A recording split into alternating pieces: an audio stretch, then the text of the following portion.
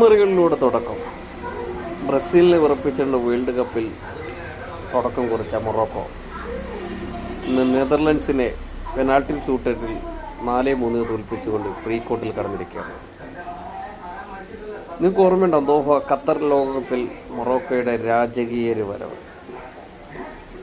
Cristiano Ronaldo പോലുള്ള പോർച്ചുഗലിനെ വരെ തോൽപ്പിച്ചുകൊണ്ട്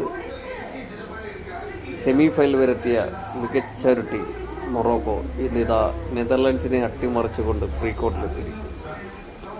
കഴിഞ്ഞ പ്രാവശ്യം തോൽവിക്ക് പകരവുമായി ഈ പ്രാവശ്യം കപ്പടിച്ചു കൊണ്ടുപോകുമെന്നുള്ള പ്രതീക്ഷയിൽ മൊറോക്കൻ ടീം മുന്നോട്ട് പോയിക്കൊണ്ടിരിക്കുന്നു. അട്ടിമറികളിലൂടെ ജർമ്മനി പുറത്തുപോയി പരാജയമില്ലായി. തോൽവിയുടെ വക്കിൽ നിന്നും ബ്രസീൽ കഷ്ടിച്ചു അടുത്ത റൗണ്ടിലേക്ക് എത്തി. അടുത്ത മത്സരം അർജന്റീനയും കുഞ്ഞൻ രാജ്യമായ അവരും തമ്മിലുള്ള മത്സരം എല്ലാവരും ഉറ്റുനോക്കുന്നു. അട്ടിമറികൾ വീണ്ടും ഉണ്ടാവും. കാത്തിരുന്ന് കാണാം.